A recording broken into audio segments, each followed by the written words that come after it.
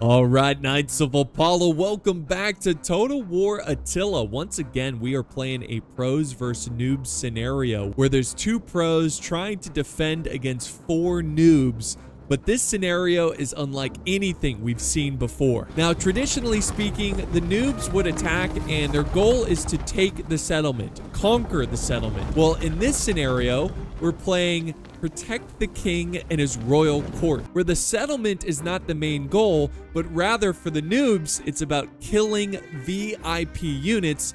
If they can do that, they will be crowned victorious. Now, of course, from the pros' perspective, they have to protect the VIP units. There's a grand total of 5 VIP units. Only one of these units have to survive either by just killing the enemy forces and surviving the siege, or they can win through extract. So they can leave the settlement, go outside the walls, reach the red border line of the map, and if they can do that, that's also considered a victory. As I mentioned before, there are 5 VIP units. So the king is represented by a general unit, more specifically a Frankish general, and he is on horseback and he's well armored. But the royal court are represented by peasant troops, more specifically the Begadi or Begade. This is a cheap unit. They're not going to put up a good fight, and they're scattered amongst the settlement. So this is how the scenario rules work. Peasant units must be spread out within the city and cannot retreat for the first 15 minutes to the town center. Defenders can only leave the city to escort the lord and peasants to safety after 30 minutes have passed. And finally, the attackers cannot shoot at peasant units unless they are outside the city during the escort phase, the extraction phase. Now let's look at the players and the army comps, starting with the attackers, the noobs. The noobs were allowed 2 pikes per player, 2 skirmishers per player, no artillery, chevrons allowed. First, we have Sebastian leading Himyar. We have a king of old leading the Jutes. We've got Dona leading the Western Roman Empire. And finally, we've got Lechuga leading the Sassanid Empire. Now, on defense, they were allowed 2 pikes per player, 3 skirmishers per player, deployables allowed, no artillery, and chevrons allowed. First, we have Zhugashvili leading the Swabians. Then we have Revolution, who is actually a noob, who's leading the Franks. And remember, all the Frank units are the VIP units, so he's only leading the VIP units. And then finally, we have Tharshey leading the Ostrogoths. I do also want to say that Tharshey is a YouTuber. He worked really hard on this scenario and, submitting this battle replay. Please check out his channel, subscribe to him. It's linked down in the video description. So that's the scenario. You've seen the armies, you've seen the players, and now we can get ready to jump in. I do want to mention, though, that there is an interview at the end of this video where the players are discussing what happened in the battle and just going over their general strategy and whatnot. So if you want to check that out, it will be at the very end of the battle, of course. So now's the time, guys. Get your snacks and drinks, sit somewhere comfortable, and enjoy the show.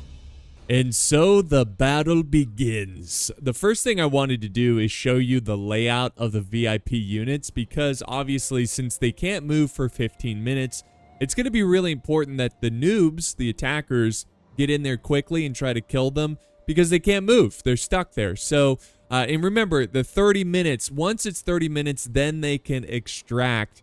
But in the first 15, they can't move them at all. Now, so let's start with the VIP units, and then we're going to look at how the noobs have set up.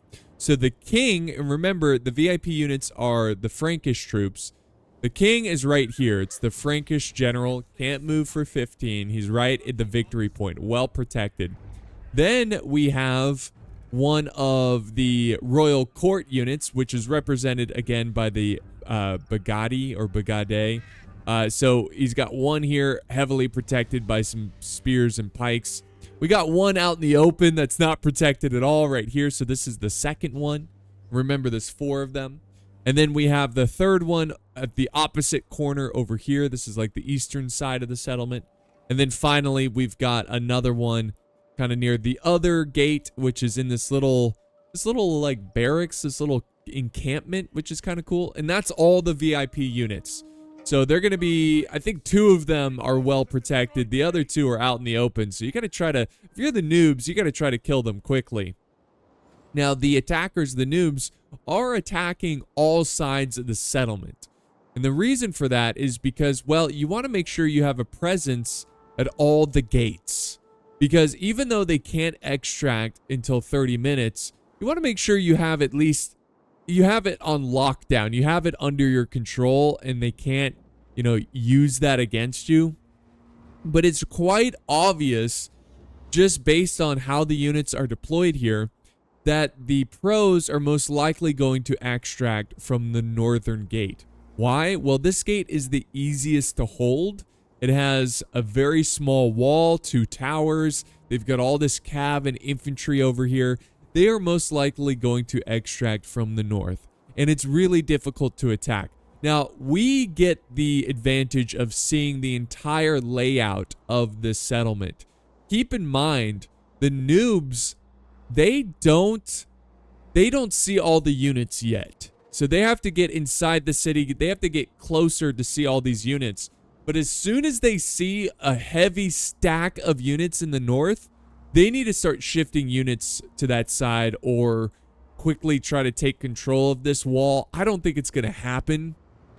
I think it would be better to just stand guard here and wait, and then be very aggressive over at the other gates, because the other gates, yeah, they're not as defended as that northern gate. So especially not this one here. We do have some units up on the walls, some Thracian Oathsworns, and also keep in mind the unit types that they have brought. Like, for example, the Ostrogoths have brought a ton of these fast-moving, hard-hitting units. That's clearly his way of showing, right, that they're going to extract. I think they're going to win through extraction and not going to win through, you know, just fighting to the last man and hoping the king survives. So we'll see how that plays out. But yeah, they're going to push up the siege towers. What I'm seeing right here is a sally out situation. And sure enough, that's what we got, a sally out. So he's got a few units moving up the siege equipment. Few units. So this cav is going to have a field day of just charging in. Unless they send in some cav support. They got some cav back here. But yeah, they've got cav running out. This is Royal Swaby Cav. These guys are pretty nasty. It's a heavy shock cav, and they're going to get behind the infantry, and they're going to strike the infantry where it hurts them the most. There they go. Big old charge. Big old sally out. Look at that. Boom. Encirclement. I like that. He charged on the other side as well. The infantry's panicking. He should have done this a lot sooner. Got off these towers. But they're gonna get the cav out of there, and because the Jutes are sending in some reinforcements. And while we're looking at the Jutes here, let's go ahead and look at the deployment. Look at this classic performance here by Attila. The game, the performance of this game is so bad. Anyways, framey is what I mean. So looking at the deployment, let's look at each settlement, at each faction, who's attacking who. We got Western Rome attacking the Western Gate. We have some Jute players over on this side, which is fine. He's got some Jute soldiers over here, but they need to get in there. They got to get aggressive. We have the Sassanids over here attacking this long wall. We have Himyar attacking the Eastern Gate, and then of course the Northern Gate. The rest of the Jute forces are attacking. So I don't think Jute should have divided up his units. I think he should have kept it all together and just kind of watched the Northern Gate. I wouldn't have attacked this one. It's just too difficult to attack. And it's, you know, now they can see, they should be close enough to see the type of units they have over here, and they should realize, oh, this is probably where they're going to extract. So we need to kind of put a barrier. I would just set up a force like here and just like get ready to strike. Get ready to strike. We'll see what happens. But let's go back over here because we do have our first unit of Royal Court getting attacked. Unfortunately, they were not able to flee this position, and this is like a sacrificial Royal Court. You could tell the defenders we're not too concerned about protecting this one, obviously, since there's no professional troops defending them. So this unit's going to be toast here pretty soon. And the fight for the gates is underway. It looks like the defenders, the pros, had some units over here, the Thracian Oathsworns, fighting it out. But Rome is marching in their deadly infantry. And boom! There we go. The gates have been conquered. And unfortunately, he lost a ton of units from that. But he can charge in now and not have to worry about the oil. And he's got some chosen warrior. The Jutes sending in some chosen warriors to help out over there. Let's go over to the other side because the same thing is happening at the eastern gate. They've also conquered it, mostly through the siege towers, which is great. And now we got the archers up here, and the question is, are they going to shoot here? Or is he gonna... Let's see. I mean, I don't know. See, I feel like he was kind of hoping that the archers... Oh, now he's moving them. He was hoping that the enemy infantry would charge through the gate, and then most likely he would pepper them down as they're getting poured with oil. But I think now what he's going to do is probably move up infantry and use the projectiles of the infantry to do damage to the attacking infantry. Let's go over to the northern gates where things are getting hot and wild, where we have the Jutes sending in some of their finest infantry to try to take on the Swabian swordsmen. Again, this is going to be the biggest challenge. Since the defenders, the pros, are so stationary, they're forced to be stationary for 15 minutes, and again 30 minutes they can't even leave the settlement. They've got to get hyper aggressive. Now in this northern area, like I said earlier, might not be ideal, but everywhere else you got to get into the fight, man. You got to get in the fight. And oh yeah, sure enough, look at this, guys. Look at these axes. Look at this. Oh my goodness. They're just throwing them like madmen. You guys remember when axes were like, axe throwing was a big thing? They were like at bars and breweries and stuff. You would throw axes at targets. That was such a trendy kind of silly thing. I don't think it's popular. That was kind of like a late 2010s kind of thing. You know, then COVID came by and people were like, this is dumb. We're not doing this. Oh, and then he's got another unit coming up this way that has projectiles. So he's just going to keep chipping away at these units. You might as well just attack and try to destroy the barricade. Over on this side, look at this. We've got the other royal unit that is being cut down. So there you go. Noobs doing a decent job there with taking out 2 of the royal court units. So now there's a total of 3 units left instead of 5 that they have to worry about. They've got the king and then the 2 other royal court units. And they're doing a good job. So they got to try to clean this up quickly and really, really squeeze and suffocate the defenders. And they're starting to do that. They've got units pretty far. Oh, they got a big... I wouldn't even waste your time here. All these stakes. I mean, I think they can walk through it. I don't know. These stakes are goofy. They're goofy, but it's smart from the pros to put a little bit of a speed bump on the attackers. And now we got this big wall battle. This is where archers need to... Ooh, wait, there's some archers up on this barricade. What are they shooting at? I don't know, but they have 114 kills. I think they're either shooting at the infantry up there or they're going for the enemy archers over there, but I think the archers are too far, so most likely they're shooting at the enemy infantry. But he's told his men to hold fire and wait. Hold fire and wait. So Rome... I think Rome, what they need to do, I know they're worried about the archers. First off, send infantry to attack this barricade. All right, keep these archers busy. Then move your crossbows at an angle where you can shoot at the defending infantry up on the walls. I think that would be the best play possible there. Now, back on this side, Himyar being so passive right now. They've got to get in the fight. Start pushing this barricade. Destroy the barricade. I wouldn't bother attacking this wall here because it's so well defended. You got arrow towers over here. Just focus on the fight over here. Clear this out. Start pushing up this way. And look how close the king is. Look how close the king... Oh, wait. No, that's not the... Well, it's still. Look how close... That's the king. Look how close he is. You're missing out on an opportunity there. All right, so Now we've got the infantry getting back up on the barricade. I think they're going to commit to throwing. Yep, they're throwing now. They've got these like little darts. Or no, they've got jabbies. Okay. I don't know why. Oh my gosh. What the heck? Sassanids, what are you doing? What are you doing, you noob? Okay, he is a noob. He is a noob. So I say that ironically because he's a noob. What are you going to do?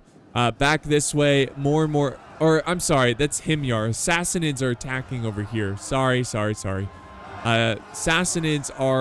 they've killed a VIP unit, so they're doing a good job. They just got to fight through this weak unit of Thracian Oathsworn, which have 189 kills. And now, more and more infantry is constantly being swapped out. What is Himyar doing? Like, why are they just standing there? If they got their archers shooting, so maybe he's trying to be a little patient here, but there's no need. There's no need. You have such an extreme advantage. These archers over here have you. Wait, what happened with these archers? Oh man, good job by the noobs. They took out these archers. They got 0 kills. That's a tragic loss for the pro team. You gotta rack up your kills. I know, of course, the pros are most likely going for an extraction strategy. They just have to survive for another like 19 minutes here. But still, losing your archers like that, it's tragic. Over in the center, look at this, a big fight over here. We've got the noble Swaby swordsman taking on some Jute chosen warriors. So this is going to be an intense fight. You can see, you know, now that the attackers are getting closer to the VIP units, we're seeing more of a steadfast defense by the pro team. Really playing time. They're just playing time, and that's why you guys got to get the show on the road. And this will be their downfall. If they do lose this battle, it's because of this. They were way too passive. You got to get the fight over to Cobra. Back here, yeah, like I imagined, they're gonna have a tough battle. We've got fresh units coming in. Actually, just kidding. This is 15 warriors of chosen warriors. 14 now. There's no way they're going to fight through this massive, thick wall of troops. And they're also breaking over here. So this definitely looks like it's going to be the victory. This is how they're going to do it. And pretty soon, guys, they're going to be able to move their VIP units. It's almost been 15 minutes. If I'm not mistaken. So that means the timer is on. Now, I do appreciate... Who is this? The Sassanid player is doing a great job. Look at this. He's even using his skirmishers here. Or these aren't skirmishers, but you know what I'm saying. The projectile ammo of this infantry to try to weaken these forces here. Chop them up. Get some kills. You know, that kind of thing. And they're doing a good job because they're much more difficult to fight up close and personal. Now we got reinforcements coming in. Is he going to full-on commit to these lines, or is he going to hold right here? It looks like he's full-on committing. We got Noble Swaby Swordsman. Nice job. Very good job with these secondary units just chipping away at these numbers. And here comes more and more reinforcements from the Sassanids. Sassanids are doing a great job. Oh, we got some buildings burning. It looks like he had some units with some raid ability go in. And there we go. He's conquered a little bit of ground here. He's taken the barricade, and now the defenders have fallen back. The pros have fallen back and have established their second defense, their second wave of defense. So we'll see how that plays out. But yeah, so far so good. And yeah, the nobles should be now allowed to maneuver. What the heck? Yeah, I see he's retreated. Yep. Wait, where did they go though? Where did they go? He had a unit of Royal Court here. VIP unit. They're gone. Most likely they fell back. I bet it's at the north. Let's see. I got to try to find them. Oh, yep, right there. They're in the northern section now. So he was able to move them. And that was to be expected. Even if the noobs were playing flawlessly, that was to be expected. You can't get through all these units in 15 minutes, but at least they got 2 of them. At least they got 2 of them. So now we've got the elite infantry of the Sassanids trying to chip away at the defenders. And it's quite clear at this point, they're not going to do this in time. Like, they're not going to fight through these units in time. So they have to, they must put a lot of attention on the northern exit here. This is where it's gonna happen, guys. I can just tell it's gonna happen over there. Let's go back over here with the Western Romans, who are now pushing up some infantry. There we go. He's broken through a barricade. He's got some Royal Huscarls from the Jutes helping him out, and we got a glorious battle here. A glorious fight.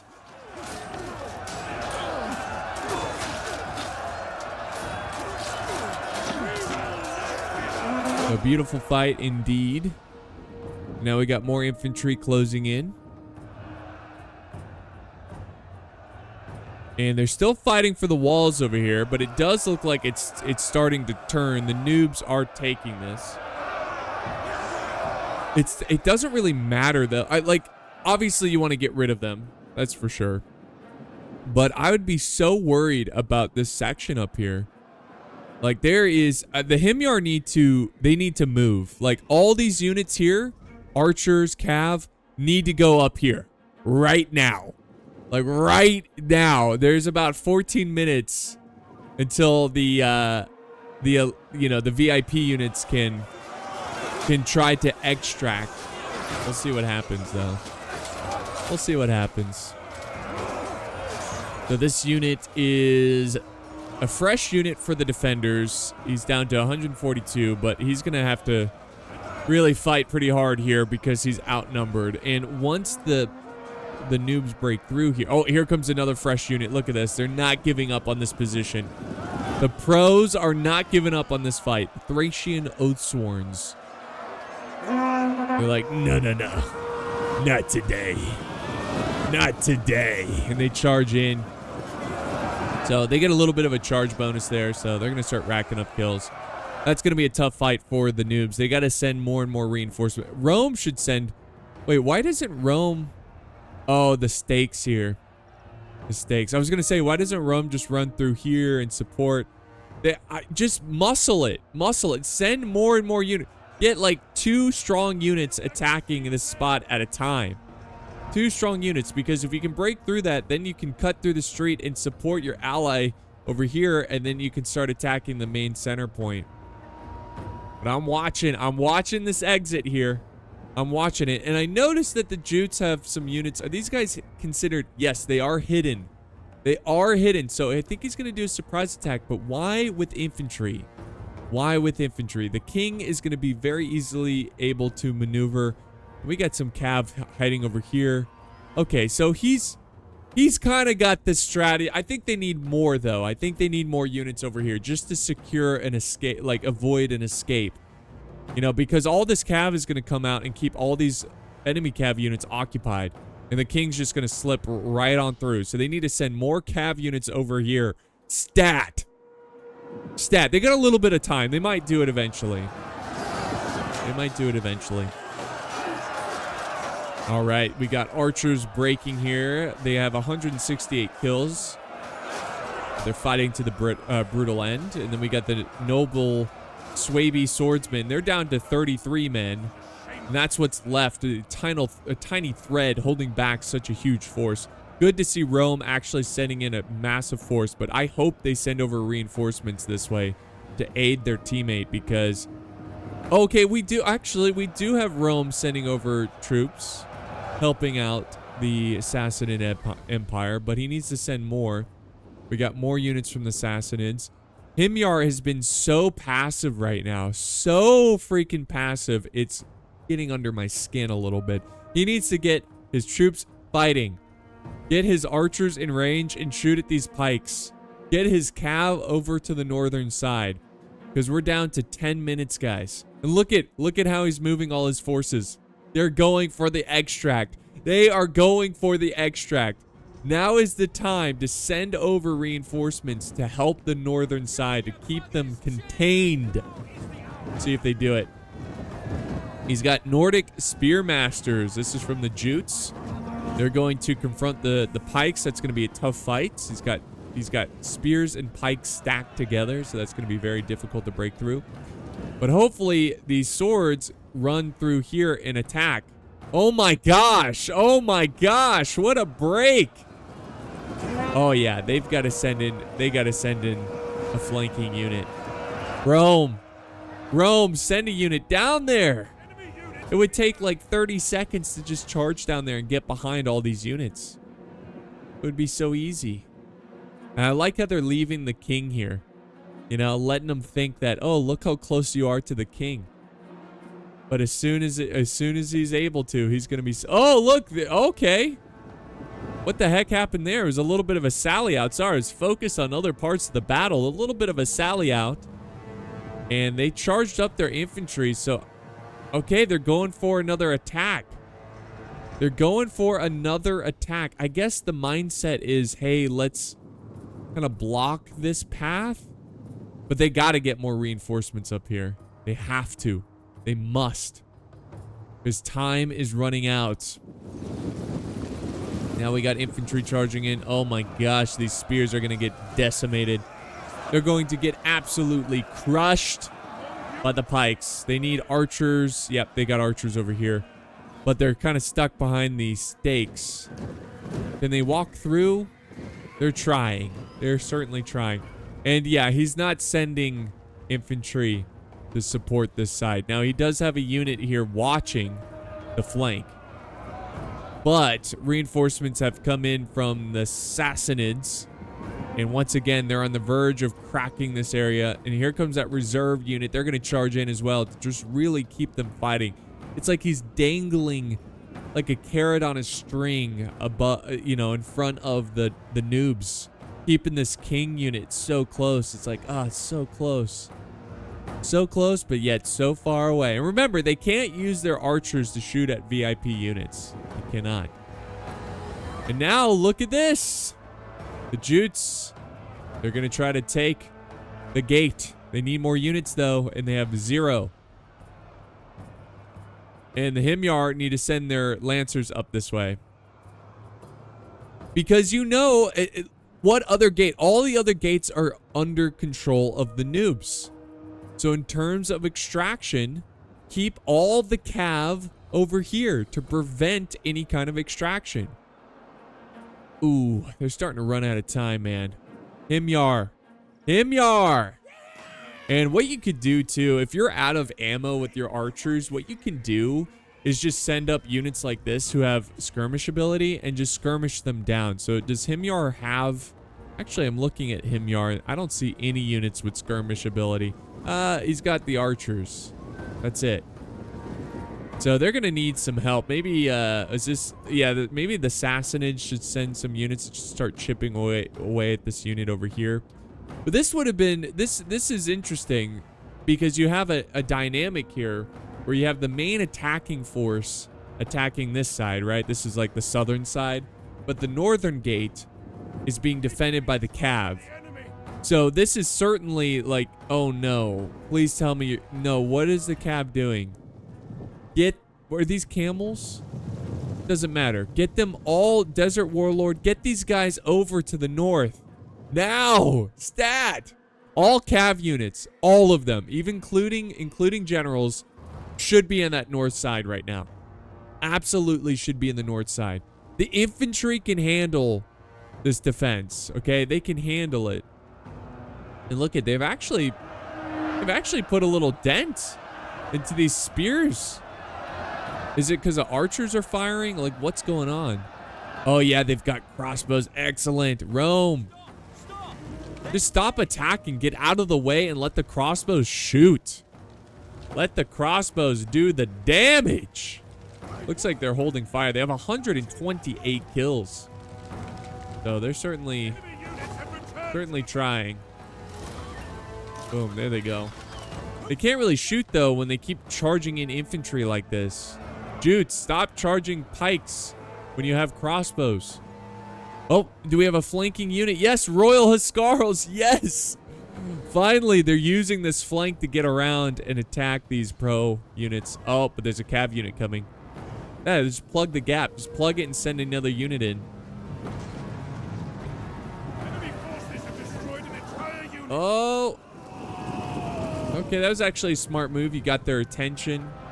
You're protecting the rear, but it doesn't matter. This is about to collapse anyway. So yeah, good move by the Jutes here.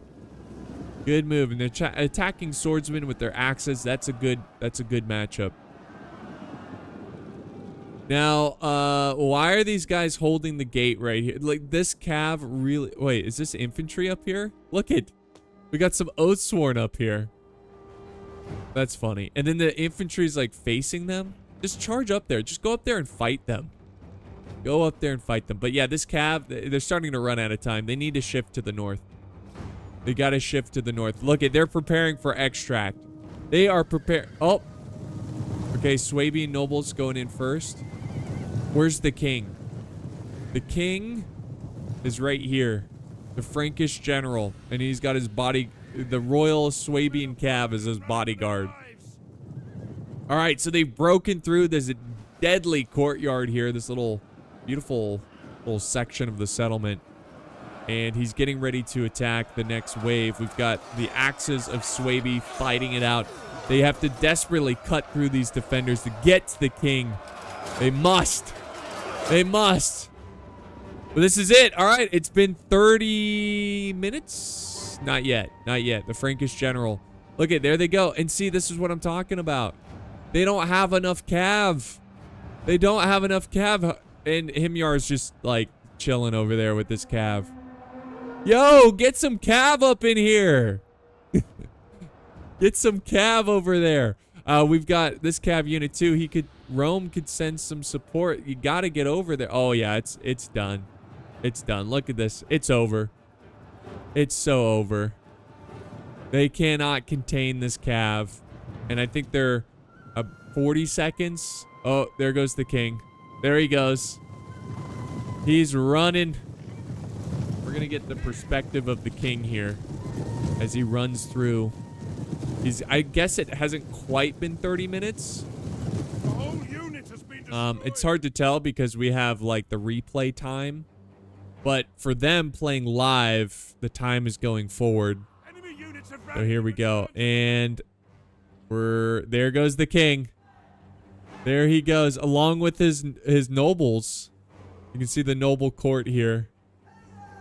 Where's the sound effects? What the heck? The sound effects have just stopped. What's going on? The effects are still going. Weird. All right, anyways. They're charging out, and the king is just running. There's nothing stopping him. There he goes. There he goes, guys. So that's going to be a victory for the pros. Man, still rooting for a noob victory. We're due for a noob victory, but I think this is a fun... First off, shout out to Tharshey for creating such a fun and unique scenario. I really like this idea. I just think that it would probably be better with evenly matched players. Maybe not give, maybe have similar army sizes, obviously. But because there's, I don't know. I think this would be a fun scenario with like a balanced, balanced teams. It just makes it a lot more interesting and different. But yeah, this was a mistake to leave the cav over here. I don't know why he left the cav. He should have if he sent it up north there, they could have stopped this. And there we go, guys. The king is now walking. The insult to injury. But yeah, this was a fun battle. It was definitely unique. It wasn't exactly close, but it was an interesting scenario, and maybe it'll inspire you guys to try it out on like Rome 2 or Attila yourself, and maybe change up the rules. I would say a couple rule changes. I would have the king and one peasant has to make it. The king and one peasant has to make it. That way you have the dynamic of a cav unit, but also you have foot infantry. Or you make the king on foot. You put the king on foot, and you pick a faction where the general unit has a foot unit. And there it is. That's victory right there. They've reached it. Look at, they're forming like a protective square around it. And they've got the two royal units that are going to get out of there. So they get out with pretty good numbers there. But yeah, that's what I would do. I like the idea of having to stand there for 15 minutes, but honestly, I would get rid of the 15-minute rule and just have... I would just have one king and maybe... I just do one king. Just do one king unit. Don't worry about the royal court. Just one king unit. And you can move them around however you want in the settlement. And then at the 30-minute mark, you can extract. So I think that would make for an interesting play. But this was still really fun. I really enjoyed this. I think the noobs were way too passive. Way too passive, and they should have saw it coming. They should have saw that the extract option was going to be in the north. Let's end the replay and look at the results here. And good job. I mean, most of the defense was coming from the Swaby player. He got a... I'm sure. Well, actually, I don't know that. I was assuming remaining as kills, but we did see a lot of his units. Yeah, look at this. 234, 242. Just a solid defense with these noble Swaby swordsmen.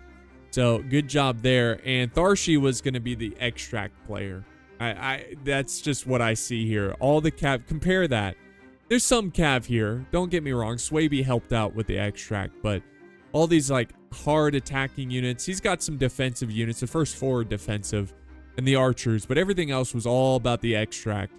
So that was fun. And then we've got we've got our king here who just kind of sat and watched until the very end. But GG to all the players here. This was fun. I enjoyed this, and you can see all the different army builds here.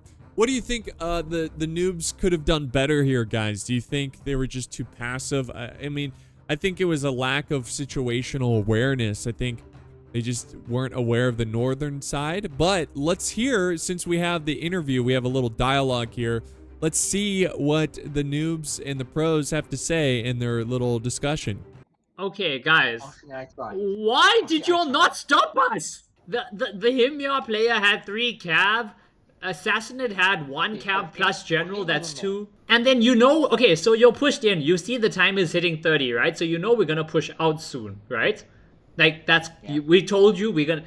After 30 minutes, we can run for the extract. We told you that. So you all knew about that.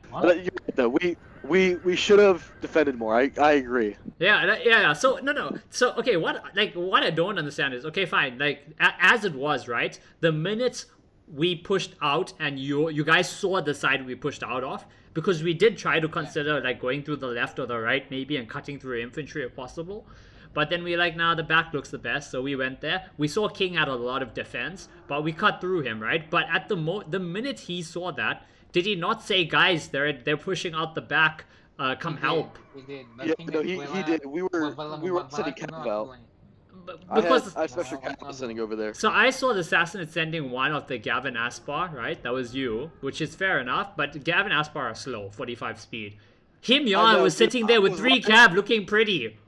Why? I was running, I was like, oh my god, I'm not gonna make it. Why? Lesson learned. Yeah, I mean, also, what you should have done, right? So, when it was like 35 minutes, right? So, 35 minutes, 5 minutes till we can make a breakout. You guys would have seen, okay, we're defending, but you guys are pushing in, no problem, right? We don't have enough to hold you. Let's send 2 units of spears each, or 2 infantry around the back in case. I was expecting, I was like, okay, this, like, when I saw that, I was like, okay, King has this, but I was like, oh god, they're gonna have so much in ambush in the woods and something. I don't think we're gonna make it. Like, that's what I was expecting. I was expecting hidden units in the woods, like spears, pikes, I don't know, something. And then everyone was just chilling in the front. I'm like, damn. But then I did say after we made it, I said respect to you guys for surrendering when you saw we made it. Yeah, I don't understand that. Was it miscommunication? Like you were supposed to send more and you all didn't? Was it a miscommunication or something? And I saw you had. I mean, you had like 6 units left. You could have sent 2 maybe when you saw your teammates weren't, because you had another teammate attacking on your side with you, right? Himyar was staring at me half the match, bro. I was just watching Himyar, bro. We were having a chill look at each other. I wasn't gonna go in against spears and pikes with my swords. Bro, oh my god, My but you, Chattel would die. no, but you you have could have, bows. you should have, you had basically your whole army left, and they just did nothing. I mean, Like, well, you know, Danilo countered pikes with on the one side. with yeah, their Danilo pikes. destroyed my. I had a pike and spear. He destroyed it. Wait. They did nothing. Okay, Parsh Overwhelm says, I told King not to push. He said, okay, then pushes him. And then I just friendly fire. I'm like, great. No, it's not that. It's so King had lost his entire army, right? He used his army. You used most of your army. I think you had like 4 units of imp left, plus your 2 crossbows and a cav, maybe. More. Well, I had more. I Oh, had 6. more left. Yeah. So, but the Sassanid player was 6 healthy. 3 spears. Was and- okay, not healthy, but he had like 6 units. Himyar had the most, and they were just sitting around like that. There was no point. Like, even if your troops are gonna die, send them in so they fight, or if you don't want to, Okay, like- send them around the back to reinforce. Yes. All right, guys, so that's gonna wrap it up. Hope you enjoyed this one. We should definitely do this again, and maybe again, the one thing I would change is make it just be one king. There's one unit that you have to protect, and it has to be a foot unit.